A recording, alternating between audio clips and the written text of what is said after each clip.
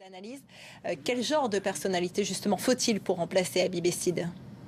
Un homme politique et un homme de dossier et qui a le consensus, qui a un consensus autour de lui et qui pourrait réussir au plan économique. Parce qu'il faut le dire, il faut l'avouer, M. Habib Essid a réussi les 6 derniers mois au plan sécuritaire. La Tunisie n'a pas connu des attentats terroristes au mois de Ramadan. La saison touristique est parfaitement, jusqu'à maintenant, déroule parfaitement, mais malheureusement, au plan économique, les dossiers sont graves. Le dinar tunisien a perdu beaucoup de sa valeur, le chômage augmente et les tensions économiques et sociales augmentent de plus en plus. Donc, il faut de consensus, il faut qui travaille aussi le plan social. Rappelons-le, la révolution tunisienne était une révolution sociale dès le départ, mais malheureusement, les choix économiques n'étaient pas en faveur de la classe moyenne, de la classe défavorisée. La Tunisie tombait rapidement de la démocratie néolibérale à l'américaine et non pas, par exemple, la démocratie sociale à la française. Ça veut dire qu'il n'y a pas un état de providence, la pauvreté augmente, donc la tension sociale augmente, les grèves augmentent. Donc il faut un professionnel, un politique qui a un consensus et qui travaille beaucoup, beaucoup au plan économique et social. Et pourquoi pas un économiste, quelqu'un qui connaît parfaitement les dossiers économiques, puisque au plan sécuritaire, comme je viens de dire, la Tunisie a connu un grand succès jusqu'à maintenant.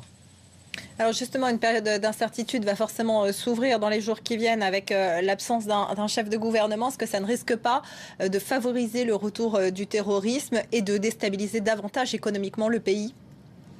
Je ne pense pas trop parce que la Tunisie, le système politique tunisien, c'est un système parlementaire. Donc les gouvernements sont fragiles et ne peuvent pas perdurer sans une coalition gouvernementale. Parce que malheureusement, en Tunisie, aucun parti n'a la majorité absolue qui pourrait former lui-même et seulement un gouvernement. Donc, on doit passer obligatoirement par la coalition. Parfois, comme actuellement, c'est une coalition entre des contradictions, entre les ennemis d'hier, je veux dire par là, Nada islamiste et Nida Tounes, le parti libéral. Donc, aujourd'hui, je pense que la Tunisie cherche un consensus, mais comme nous le savons tous, dans tous les systèmes parlementaires, les gouvernements tombent facilement. Rappelons-le ce qui s'est passé en Italie les années 80, quand les gouvernements ne durent pas que quelques mois. D'un mot, on murmure que Hafez Kaïd Essebsi, qui est le fils du président Béji Caïd Essebsi, aurait œuvré en coulisses pour entraîner la chute du gouvernement et qu'il aurait l'objectif secret de prendre la place de Premier ministre. Ça vous semble crédible?